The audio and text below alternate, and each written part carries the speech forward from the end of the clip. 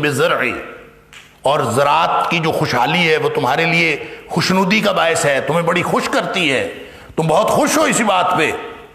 یعنی سب اپنی اپنی جو معاشی ایکٹیویٹی ہے صرف اقتصادی حصول میں لگے ہوئے ہیں۔ وَتَرَكُتُمُ الْجِهَادَ، اور جو اللہ اور اس کے رسول صلی اللہ علیہ وسلم کے لیے مر مٹنے کا راستہ تو چھوڑ دیا، وہ ایفرٹ ہی چھوڑ دی، دین کسی کی ترجیح نہیں رہا، ہر شخص کو اپنا اپنا مسئلہ۔ اللہ اکبر، فرمایا جب ایسا ہو جائے گا تو سلط اللہ علیکم ذلًا، اللہ تمہارے اوپر ذلت و رسوائی مسلط کر دے گا، یعنی تباہی و بربادی اس وقت آتی ہے۔ تباہی و بربادی کا ایک سبب یہ ہے، اور یہاں اللہ تعالیٰ نے فرمایا کہ وَاتَّبَعَ الَّذِينَ ظَلَمُوا مَا أُتْرِفُوا فِيهِ، اللہ نے خوشحالی دی تھی امتحان کے لیے، انہوں نے اس کو مقصد زندگی بنا لیا۔ اللہ نے خوشحالی عطا فرمائی تھی، بھلا یہ کیا کرتے ہیں؟ یہ اللہ کی نعمتوں سے استفادہ کر کے اللہ کے سامنے اور زیادہ جھکیں، اللہ کا اور زیادہ شکر کریں، اور اس کو اللہ کے دین کی دعوت کے لیے لگا دیں۔ وہ تو اس لیے دیے تھے، لیکن انہوں نے کیا کیا؟ یہ اسی کے پیچھے اسی کو ترجیح بنا لی۔ اللہ نے کسی مقصد کا ذریعہ بتایا تھا، انہوں نے اسی کو مقصد بنا لیا۔ لہذا جنہوں نے مقصد بنا لیا، یہ بھی تباہی و بربادی کا معاملہ ہے۔ وَكَانُوا مُجْرِمِينَ، یہی تو مجرم ہونے کی بات ہے۔ وَكَانُوا مُجْرِمِينَ، ہو گئے مجرم، وَكَانُوا، اور ہو گئے مجرمین، جرم کرنے والے، یہی تو مجرم ہونا۔ یعنی جرم یوں نہیں ہے کہ کوئی شخص خود جرم کا ارتکاب کرے، جرم کا ارتکاب کرنے والے کو نہ روکنا بھی جرم ہے۔ اللہ اکبر، اس کی وضاحت فرمائی اگلی آیت میں، مضمون مکمل ہوتا ہے یہاں، یہ آیت پڑھ لیجئے پھر آپ کو سمجھ آ جائے گی اللہ کے فضل سے۔ وَمَا كَانَ رَبُّكَ لِيُهْلِكَ الْقُرَىٰ بِظُلْمٍ وَأَهْلُهَا مُصْلِحُونَ، اللہ اکبر، تیرا رب ایسا نہیں ہے کہ کسی بستی کو ظلم کے ساتھ ہلاک کر دے۔ وَأَهْلُهَا مُصْلِحُونَ، اس حالت میں کہ اس قوم کے لوگ اصلاح کا عمل جاری رکھے ہوئے ہوں، کبھی یہ ہو نہیں سکتا کہ اللہ تعالیٰ پھر بھی ان کے اوپر عذاب نازل کر دے۔ اللہ اکبر، تو اس کا مطلب یہ ہے کہ یہ جو مجرم بنے ہیں یہ اسباب بھی ان میں ہیں، اور خود انہوں نے اصلاح کا عمل روک دیا۔ کوئی فساد پھیلانے والوں کو روکنے والا بھی نہیں تھا، کوئی اصلاح کی بات کرنے والا بھی نہ رہا، یا چند لوگ رہے، کوئی اجتماعی طور پر قوم کا مزاج یہ بن گیا کہ کوئی نہ روکے۔ اجتماعی طور پر قوم نے یہ طے کر لیا کہ ہر ایک کا اپنا اپنا معاملہ ہے، کوئی کسی کے معاملے میں مداخلت نہ کرے۔ جب یہ ماحول بن جائے تو یہ اللہ کے عذاب کا ماحول ہوتا ہے، یہ اللہ کی طرف سے تباہی کا ماحول ہوتا ہے، اور یہ جرم خود قوم کرتی ہے، اللہ تو کبھی کسی پر ظلم نہیں تھا۔ اللہ اکبر، وَكَانُوا مُجْرِمِينَ، جو لوگ فساد سے نہیں روکتے، جو لوگ برائی کو برائی دیکھ کر ان کے ماتھے پہ شکن نہیں پڑتی، برائی کے ساتھ کمپرومائز کر لیتے ہیں، ظالموں کو دیکھ کر ان ظالموں کے خلاف ان کے اندر کوئی رد عمل پیدا نہیں ہوتا، وہ آواز بھی نہیں اٹھاتے۔ اللہ اکبر، تو پھر حالات خراب ہو جاتے، پھر اللہ کا عذاب آتا۔ تو یہاں اللہ تعالیٰ نے ایک وَمَا كَانَ رَبُّكَ لِيُهْلِكَ الْقُرَىٰ بِظُلْمٍ، تیرا رب ایسا نہیں ہے کہ وہ بستیوں کو ہلاک کرے، بظلم، ظلم کے ساتھ یا ظلم کے باوجود۔ کیا معنی کریں گے؟ با سبب کے لیے بھی آتا ہے، با معیت کے لیے بھی آتا ہے، لہذا یہاں ظلم کے تین معنی ہو سکتے ہیں، یعنی تین مفاہیم کا یہاں پہ امکان ہے۔ ایک امکان تو یہ ہے کہ ظلم سے مراد شرک ہو، اس لیے کہ ان الشرک لظلم عظیم، قرآن نے خود کہا ہے ان الشرک لظلم عظیم، سب سے بڑا ظلم تو شرک ہے، تو یہاں ظلم سے مراد شرک ہو، تو اس کا مطلب یہ ہوگا کہ یہ ہو سکتا ہے کہ کسی قوم میں شرک موجود ہو تو اللہ تعالیٰ تباہ نہ کرے، جب اصلاح کا عمل جاری ہو، اصلاح کرنے والے موجود ہوں، ظلم کے خلاف ڈٹنے والے موجود ہوں، تو اللہ تعالیٰ شرک کو برداشت کر لیتا ہے، ظلم کو برداشت نہیں کرتا۔ اللہ تعالیٰ ان گناہوں کو جو بگاڑ کا سبب بننے والے گناہ ہیں اور بگاڑ سے جو شخص نہیں روکتا، ینہون عن الفساد فی الارض، زمین میں فساد پھیلانے والوں کو نہیں روکتے، پیچھے سے ذکر آ گیا، مضمون مکمل یہاں آ کے ہو رہا ہے، تو گویا اصلاح کا عمل اصلاح فساد کے مقابلے میں ہوتا ہے۔ جب قوم میں فساد اور بگاڑ کرنے والے اعمال کیے جا رہے ہوں تو اس پر اللہ کا عذاب آتا ہے۔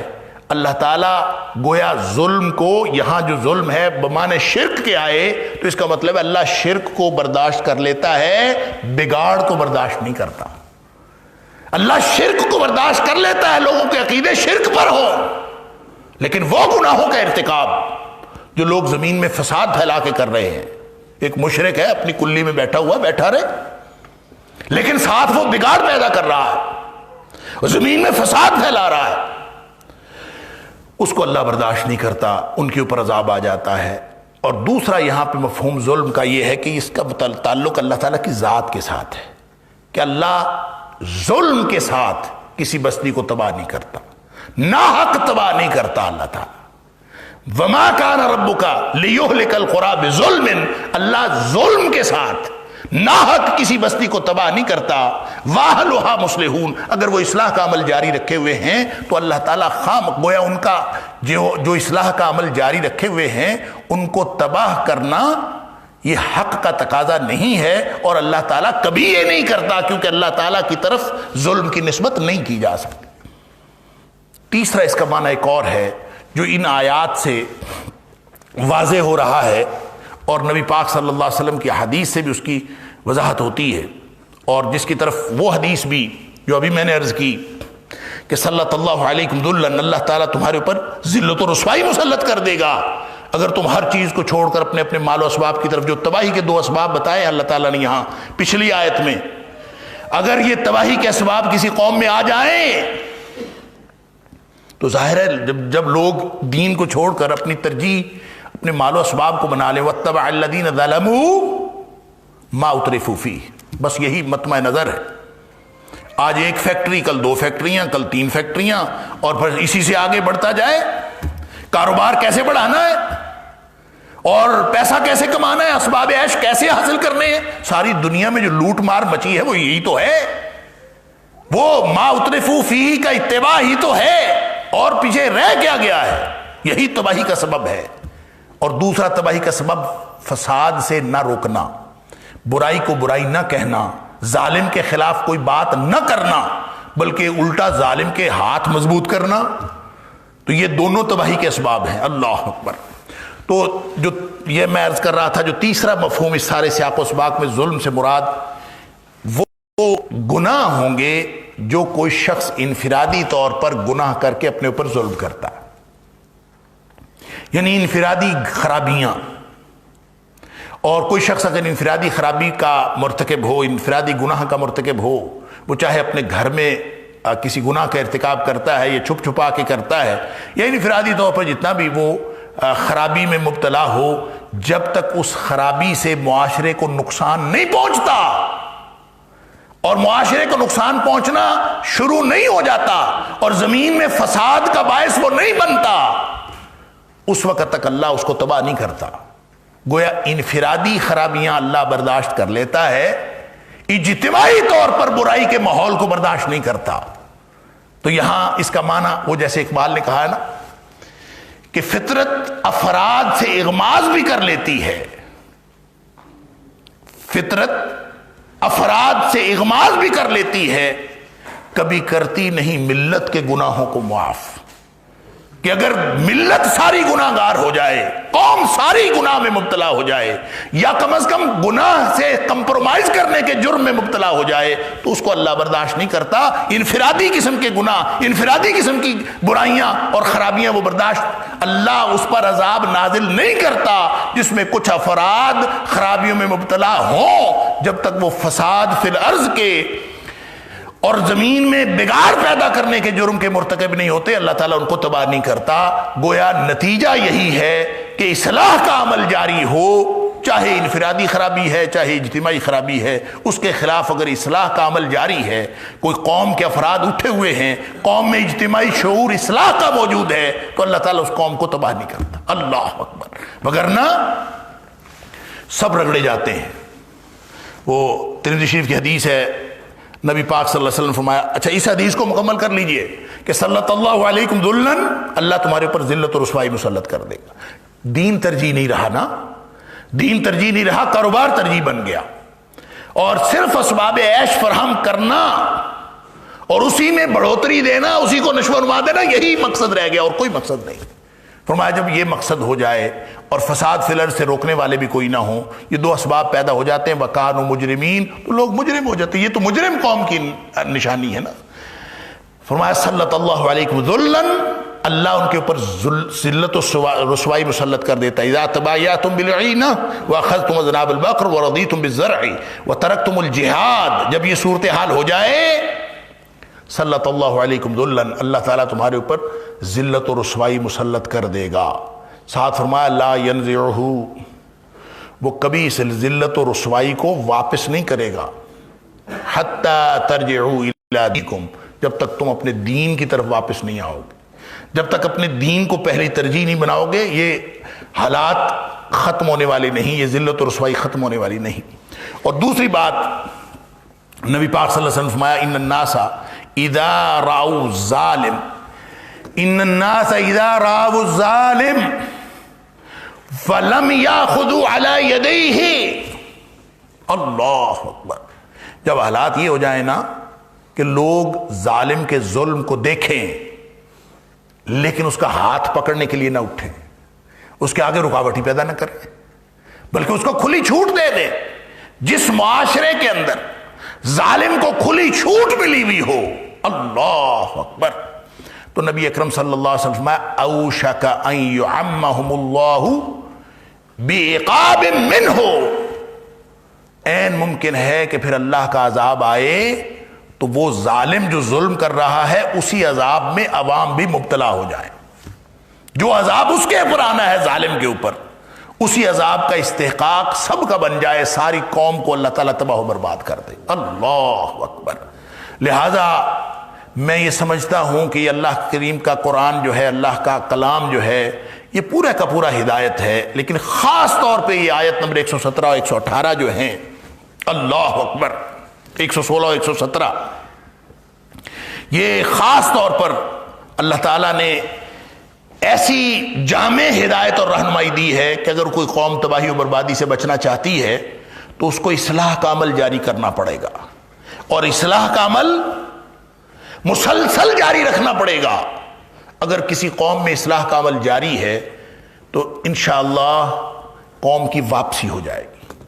اور یہ بات پھر نوٹ کر لیجئے، میں اکثر عرض کرتا ہوں کہ قرآن کا فلسفہ تاریخ یہ ہے کہ جب قوموں کے اندر تباہی و بربادی کے آثار پیدا ہو جاتے ہیں تو وہ قوم زیادہ دیر باقی نہیں رہتی، اس حالت پر زیادہ دیر باقی نہیں رہتی، دو میں سے کوئی ایک نتیجہ ضرور نکلتا ہے، یا تو قوم کی واپسی ہو جاتی اور یا وہ قوم تباہ و برباد کر دی جاتی، اس کی جگہ اللہ تعالیٰ نئی قوم لے آتا، یہی اللہ کی سنت ہے۔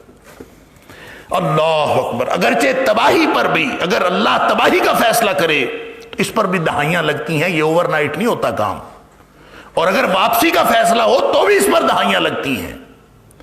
لیکن فرق کیا ہے دونوں میں؟ فرق یہی آیت بتا رہی ہے، وَأَهْلُهَا مُصْلِحُونَ، جب واپسی ہوتی ہے تو قوم میں اصلاح کرنے والے اٹھ کھڑے ہوتے ہیں۔ جس قوم میں اصلاح کا عمل جاری شروع ہو جاتا ہے اور جاری رہتا ہے، اس قوم کو اللہ تعالیٰ گویا اللہ نے ان کی واپسی کا فیصلہ فرما لی۔ وَكُنْتُمْ عَلَى شَفَا حُفْرَةٍ مِّنَ النَّارِ فَانْقَذَكُمْ مِنْهَا، تم آگ کے گڑھے کے کنارے پہنچ چکے تھے، اللہ نے تمہیں بچا لیا۔ اب آگ کے گڑھے کے کنارے کوئی پہنچ چکی ہو قوم تو اب دو میں سے ایک نتیجہ نکلتا ہے، یا گر گئی یا واپس آ گئی۔ کیسے واپس آئی؟ کیسے بچی؟ اللہ اکبر۔ اللہ تعالیٰ فرماتا ہے وَاذْكُرُوا نِعْمَةَ اللَّهِ إِذْ كُنْتُمْ أَعْدَاءً فَأَلَّفَ بَيْنَ قُلُوبِكُمْ، تم تو آپس میں دشمن تھے۔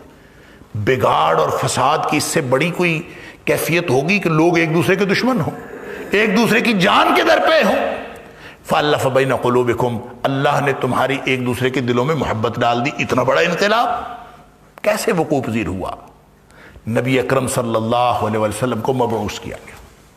لہٰذا اللہ کی یہ جو سنت ہے کہ جس قوم کی واپسی مقصود ہوتی ہے، یہ حضرت آدم علیہ السلام سے لے کر نبی اکرم صلی اللہ علیہ وسلم تک یہی طریقہ، یہی سنت، یہی قانون اللہ کا رائج رہا ہے کہ جس قوم کی واپسی کا فیصلہ ہوتا ہے اللہ تعالیٰ اس میں اصلاح کے لیے کوئی نہ کوئی نبی مبعوث فرما دیتا۔ نبی آتا ہے، اصلاح کا عمل شروع کرتا ہے، سبحان اللہ، دیکھتے ہی دیکھتے بہاریں لگ جاتی ہیں، اللہ تعالیٰ اس قوم کی واپسی کا فیصلہ فرما لیتا۔ لیکن جس قوم کی تباہی و بربادی ہوتی ہے اس میں کوئی اصلاح کرنے والا نہیں آتا، اس میں حجت تمام ہو چکی ہوتی ہے، نبی آتے بھی ہیں تو قومیں ان کو مانتی نہیں، ان کی اصلاح کو، ان کی 950 سال کی تبلیغ بھی ان کو اصلاح کی طرف نہیں لا سکتی۔ 60 یا 80 لوگ مسلمان ہوتے ہیں، اللہ جیسے حضرت نوح علیہ السلام کے ساتھ ہوا۔ اور نبی پاک صلی اللہ علیہ وسلم فرمایا قیامت کے دن ایسے انبیاء بھی آئیں گے جن کا ایک بھی امتی ان کے ساتھ نہیں ہوگا، یعنی ساری زندگی تبلیغ کرتے رہے، اصلاح کا عمل جاری رکھے ہوئے رہے، تو ان کے ساتھ کوئی آیا ہی نہیں۔ تو اس کا مطلب یہ ہے کہ انفرادی نیکی نہیں پنپ سکتی، انفرادی معاملات جس کے جتنے مرضی اچھے ہوں، جب تک اجتماعی ماحول اصلاح کا نہ بنے، جب تک 1.5 لاکھ لوگوں کی ایک جماعت تیار نہ ہو اور وہ ساری دنیا میں پھیل کر اصلاح کے عمل کو جاری نہ رکھے ہوئے ہو، قوموں کی واپسی نہیں ہوتی۔ نبی پاک صلی اللہ علیہ وسلم نے 23 سال محنت کی ہے اور 1,40,000 لوگوں کا ایک اپنے شاگردوں کی ایک جماعت تیار کی ہے، پھر ان کے ذمہ لگایا ہے فَلْيُبَلِّغِ الشَّاهِدُ الْغَائِبَ، کہ جاؤ میں نے دین تم تک پہنچا دیا، اب قیامت تک کے لیے تم نے پہنچانا ہے، لہذا اب تو کوئی نبی نہیں آنا، اب نبوت کا سلسلہ مکمل ہو گیا، ختم ہو گیا، نبی پاک صلی اللہ علیہ وسلم کی نبوت و رسالت ہی چلے گی قیامت تک۔ جب یہ سلسلہ ختم ہو گیا تو اب یہ اگر تباہی و بربادی سے بچنا ہے تو کیسے بچنا ہے؟ اب یہ اسباب پیدا ہوں گے تو پھر کیسے بچنا ہے؟ یہ دونوں اسباب تو پیدا ہو چکے، فساد فی الارض سے روکنے والے کوئی نہیں ہے، اللہ اکبر۔ اور وَاتَّبَعَ الَّذِينَ ظَلَمُوا مَا أُتْرِفُوا فِيهِ، اور خوشحالی اور اسباب عیش فراہم کرنے کی دوڑ، اللہ اکبر، کیا حکمران کیا عوام، ہم لٹیروں کو دیکھ چکے، ہم سارا کردار دیکھ چکے، اب کوئی تباہی کے اسباب میں سے کوئی سبب ہے جو باقی ہو؟ اب ایک ہی بات بچتی ہے، یا تباہی و بربادی ہے اور یا پھر واپسی ہے۔ اگر واپسی ہے تو اس میں وہ اس بات سے ناپی جائے گی، اگر واپسی کا کوئی امکان ہے تو اس بات سے اسیس کیا جائے گا کہ کیا اصلاح کا عمل جاری ہے۔ اللہ، تو پہلے تو نبی آ جاتے تھے، اب نبی تو نہیں آنے، اب تو معاملہ امتیوں پہ آیا ہے۔ امتی کون ہے؟ میں اور آپ، ہم امتی۔ اللہ اکبر، اگر ہم اصلاح کا عمل جاری رکھے ہوئے ہیں تو پھر امید رکھیں کہ انشاءاللہ اس قوم کی واپسی ہو گئی۔ میں اور آپ اپنے گریبان میں جھانک کے دیکھیں کہ کیا ہمارا گزشتہ کل ہمارا آج ہمارے گزشتہ کل سے بہتر ہے؟ کیا ہم اپنے آپ کو دن بدن اپنی اصلاح اور اپنے ارد گرد کی اصلاح کے لیے کوئی قدم بقدم آگے بڑھ رہے ہیں؟ کوئی ایک آدھ قدم سفر آگے کو جا رہا ہے یا ہم بگاڑ کی طرف جا رہے ہیں؟ دو ہی تو باتیں، ایک اصلاح ہے کہ فساد ہے۔ جہاں اصلاح کا عمل جاری ہے وہاں فساد کم ہو رہا ہے، جہاں اصلاح کا عمل رک گیا ہے وہاں فساد بڑھ رہا۔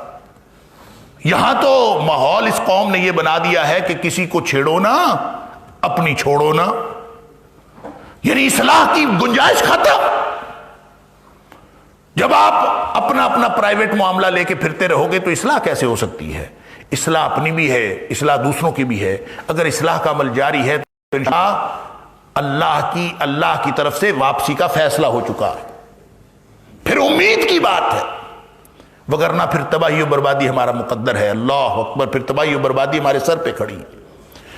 لہذا رب کا قانون کیا ہے؟ وَمَا كَانَ رَبُّكَ لِيُهْلِكَ الْقُرَىٰ بِظُلْمٍ، تیرا رب ایسا نہیں ہے کہ ظلم کے ساتھ کسی قوم کو تباہ و برباد کر دے، یعنی ناحق تباہ کر دے ایک معنی، یا شرک کی وجہ سے تباہ کر دے دوسرا معنی، یا انفرادی نیکیوں کی انفرادی خرابیوں کی وجہ سے تباہ کر دے یہ تیسرا معنی۔ وَأَهْلُهَا مُصْلِحُونَ، اصل جو مطلوب ہے وہ اصلاح کا عمل ہے۔ واہلھا مصلحون، اگر اس کی قوم والے لوگ، اجتماعی مزاج قوم کا یہ ہے کہ قوم اصلاح کے عمل کو جاری رکھے ہوئے ہے، برائی کو دیکھ کر لوگوں کے ماتھے پہ شکن آتی ہے، اگر لوگ برائی کو دیکھ کر کڑتے ہیں، لوگ ایک دوسرے کو اصلاح کی بات کرتے ہیں، تو پھر انشاءاللہ امید کی بات۔ لوگ کون ہیں سیمپل کے طور پر؟ میں اور آپ، ہم جو یہاں بیٹھے ہیں، یہی ایک دوسرے کو دیکھ لیں، اپنے اپنے گریبان میں جھانک کے دیکھ لیں کہ ہم اگر اصلاح کا عمل جاری رکھے ہوئے ہیں، ہمارا سٹیپ بائی سٹیپ بہتری کی طرف عمل جاری ہے، اور ہم اپنی اصلاح بھی کر رہے ہیں اور دوسروں کی اصلاح بھی کر رہے ہیں، اپنے گھر کی ماحول کی اصلاح کر رہے ہیں، اگر دن بدن بہتری آ رہی ہے تو پھر انشاءاللہ یہ قوم کبھی تباہ و برباد نہیں ہوگی۔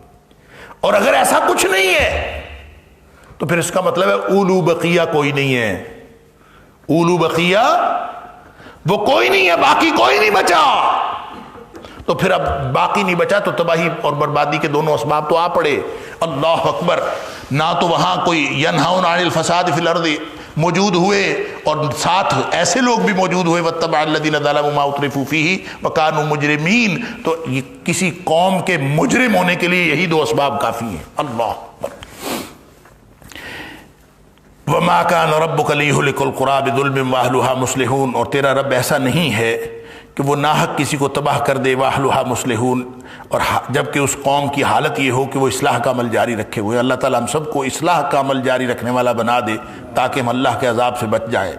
وَلَوْ شَاءَ رَبُّكَ لَجَعَلَ النَّاسَ أُمَّةً وَاحِدَةً وَلَا يَزَالُونَ مُخْتَلِفِينَ، اور اگر تیرا رب یہ چاہتا نا تو وہ لوگوں کو ایک ہی امت بنا دیتا، یعنی ان کے سارے خیالات ایک جیسے ہوتے، ان کے مزاج ایک جیسے ہوتے، ان کا ذوق ایک جیسا ہوتا، ایک ہی جیسے بنا دیتا۔ وَلَا يَزَالُونَ مُخْتَلِفِينَ، اور یہ تو مختلف ہی رہیں گے، اختلاف کرنے والے ہی رہیں گے۔ لا يَزَالُونَ، ہمیشہ رہیں گے، مختلفین، ہمیشہ اختلاف کرنے والے ہی رہیں گے۔ یعنی اللہ نے ایسا نہیں بنایا کہ اختلاف نہ ہوتا، اللہ چاہتا تو سب کو ایک جیسا بنا دیتا، تو اللہ نے نہیں بنایا۔ اس سے ظاہراً بہت سارے لوگوں کو اعتراض پیدا ہوتا ہے کہ دیکھیں اللہ نے ہی نہیں بنایا، اللہ نے اختلاف پیدا کر دیا تو ہم کیا کریں، اللہ تعالیٰ نے ایک جیسا نہیں بنایا۔ تو بات یہ ہے کہ اللہ تعالیٰ نے اگر ایک جیسی مخلوق پیدا کرنی ہوتی، ایک جیسے خیالات والی، ایک جیسے مزاج والی، تو فرشتے کافی نہیں تھے؟ فرشتے ایسی ہی قوم ہے نا، فرشتے ایسی ہی نوع ہے جو ایک طرح سے سوچتے ہیں، ایک طرح سے کرتے ہیں، ایک جیسی مخلوق ہے، اور کوئی کسی کے ساتھ کوئی اختلاف نہیں ہے، کچھ نہیں ہے، ان کے اندر اللہ کی نافرمانی کا کوئی جذبہ ہی نہیں، ان کے اندر اختلاف کا کوئی مادہ ہی نہیں رکھا گیا۔ تو پھر انسانوں کو کیوں پیدا کیا؟ انسانوں کو اور جنوں کو تو پیدا کیا اس نے اپنی بندگی کے لیے، امتحان کے لیے، لِيَبْلُوَكُمْ أَيُّكُمْ أَحْسَنُ عَمَلًا، اس نے امتحان کے لیے پیدا کیا ہے۔ لہٰذا اگر وہ ایک جیسا بنا دیتا تو پھر امتحان کیسے ہوتا؟ اس نے ایک جیسا نہیں بنایا۔ یہ اللہ کے اقتدار کی بات ہے، اللہ کی قدرت کا ذکر ہے کہ اللہ کے پاس یہ طاقت ہے، اور یہ طاقت تھی کہ اللہ چاہتا تو ایک جیسا بنا دیتا، لیکن اگر وہ اپنی طاقت سے، اپنی قدرت سے سب کو ایک جیسا بنا دیتا تو پھر امتحان کیسے ہوتا؟ اس نے انا ہدیناہ السبیل اما شاکرا و اما کفورا، اس نے راستہ بتا کے چھوڑ دیا ہے کہ چاہے کوئی ادھر جانے والا بنے، کوئی چاہے وہ ادھر جانے والا بنے، اختلاف کرنے کی صلاحیت رکھی ہے۔ تو ہی تو عیسائی یہودی بنے ہیں، تو ہی تو ہندو مجوسی بنے ہیں۔ اگر اللہ سب کو ایک جیسا بنا دیتا تو کیسے پتہ چلتا کہ کون ماننے والا ہے اور کون نہیں ماننے والا، کون اللہ کے رسولوں کی دعوت پر لبیک کہنے والا ہے اور کون ان کے خلاف اٹھنے والا ہے؟ یہ کیسے پتہ چلتا؟ ولا یزالون مختلفین، کوئی ہندو بن گیا، کوئی مشرک بن گیا، کوئی مجوسی بن گیا، کوئی ستارہ پرست بن گیا، کوئی بت پرست بن گیا، کوئی یہودی بن گیا، کوئی عیسائی بن گیا، یہ ہے وہ اختلاف۔ اللہ اکبر، راستہ تو وہی تھا جو اتفاق والا راستہ ہے۔ بات ذرا غور سے سمجھ لیجئے، بہت اہم مقام ہے۔ راستہ تو اختلاف سے بچ کے اتفاق والے راستے پر جانے کا تھا۔ وہ راستہ تو ایک ہی ہے نا، کئی دفعہ تذکرہ ہو چکا۔ جب اللہ تعالیٰ فرماتا ہے وما خلقت الجن والانس الا لیعبدون، میں نے جنوں اور انسانوں کو صرف اپنی بندگی کے لیے پیدا کیا، اور حکم دیتا ہے یا ایھا الناس اعبدوا، یا ایھا الناس اعبدوا ربکم، اپنے پالن ہار کی، اپنے رب کی، اپنے مالک کی بندگی کرو، اس کی عبادت کرو، اس کی عبادت کے لیے پیدا کیا۔ باقی ساری کائنات کیا کر رہی ہے؟ اگر یہ مخلوق جن اور انسان نہ پیدا کیے جاتے تو باقی ساری کائنات جو پیدا کی ہوئی ہے وہ کیا کر رہی ہے؟ وہ بھی تو اللہ کی بندگی کر رہی ہے، فرشتے بھی تو اللہ کی بندگی کر رہے ہیں، زمین و آسمان کی ہر چیز اللہ کی بندگی کر رہی ہے۔ اور اگر اللہ تعالیٰ انسانوں کو نہ پیدا کرتا تو باقی بھی بندگی کر رہے تھے۔ فرق صرف یہ ہے کہ باقیوں میں بندگی سے انحراف کا مادہ نہیں ہے، اس کو انحراف کا اختیار دیا ہے، اختلاف کا اختیار دیا ہے، لیکن حکم وہی ہے کہ یا ایھا الناس اعبدوا، جس رستے پر ساری کائنات ہے نا بندگی کے رستے پر، اسی رستے پر تم رہو، وہ رستہ نہیں چھوڑنا۔ اس لیے کہ اگر تم نے اپنی مرضی اختیار کر کے، اگر انہوں نے اپنی مرضی استعمال کر کے تم نے دوسرا رستہ لے لیا نا، اس رستے سے اختلاف کر لیا، کہ اگر تمہارے پاس یہ طاقت نہ ہوتی، یہ مشیت، یہ اللہ تعالیٰ نے جو فرمایا کہ اگر تم فمن شاء فلیؤمن ومن شاء فلیکفر، جو چاہے تو ایمان والا رستہ اختیار کرے، جو چاہے تو کفر والا رستہ اختیار کرے، اگر یہ دو راستے اللہ نے نہ دیے ہوتے تو پھر ایک ہی راستہ تھا نا۔ ایک راستہ، وہ کون سا راستہ تھا؟ اللہ کی بندگی کا راستہ تھا۔ اللہ کی بندگی والا راستہ پہلے والا وہ موجود ہے اب بھی۔ اب جو دو راستے ہیں ان میں ایک راستہ تو وہی ہے جو پہلے بھی ہوتا اگر اختیار نہ دیا جاتا۔ اب جو دیا ہے اختیار، تو جو ایک راستہ اضافی ملا ہے نا، ایک راستہ ایڈیشنل ملا ہے، وہ دراصل انحراف کا راستہ، وہ دراصل اللہ سے اختلاف کا راستہ ہے، وہ دراصل اللہ کے قانون سے اختلاف کا راستہ ہے۔ بندہ بڑی توجہ سے، بندہ بڑی عقل استعمال کر کے، بڑی دلیل استعمال کر کے جب یہ کہتا ہے نا میں تو اس سے اختلاف کروں گا، میں تو اس سے اختلاف رکھتا ہوں، رکھ لو اختلاف ایک دوسرے کے نقطہ نظر سے، 1000 اختلاف رکھ لو، اگر یہ اختلاف اللہ یا اللہ کے رسول صلی اللہ علیہ وسلم سے ہو گیا نا، یہ تباہی و بربادی کا رستہ ہے۔ وَلَا يَزَالُونَ مُخْتَلِفِينَ فَإِذَا هُوَ خَصِيمٌ مُبِينٌ، یہ گلے سے آواز نکلنا شروع ہو جاتی ہے تو یہ بڑھ بڑھ کے دلیلیں دیتا ہے۔ پیدا اس نے کیا، بنانے والا وہ، پیدا کرنے والا وہ، صلاحیتیں دینے والا وہ، تو اس کے پاس دلیلیں آ جاتی ہیں۔ فَإِذَا هُوَ خَصِيمٌ مُبِينٌ، بڑھ بڑھ کے دلیلیں دینے والا بن جاتا ہے، جھگڑالو بن جاتا ہے۔ وَلَا يَزَالُونَ مُخْتَلِفِينَ، یہ لوگ اصل میں اس امتحان میں ناکام ہوتے ہیں تو اختلاف کرتے ہیں۔ جو آدمی اختلاف نہیں کرتا وہ پتہ کیا کرتا ہے؟ اس کو یہ سمجھ آ جاتی ہے کہ دو راستے ہیں، دراصل ایک ہی راستہ ہے۔ دو راستے کہیں نا، انا ہدینہ السبیل اما شاکرا و اما کفورا، ایک ادھر کو جانے والا رستہ جس کے آخر پہ ایک باغ ہے جس کا نام جنت ہے، ایک ادھر کو جانے والا رستہ جس کے آخر پہ ایک گڑھا ہے جس کا نام جہنم ہے۔ جو ادھر کو جانا چاہے وہ ادھر کو چلا جائے، جو ادھر کو جانا چاہے وہ ادھر کو چلا جائے۔ تو جس نے جہنم سے بچنا ہے، جہنم میں نہیں جانا، تو اس کے پاس کتنے رستے ہیں؟ اس کے پاس تو ایک رستہ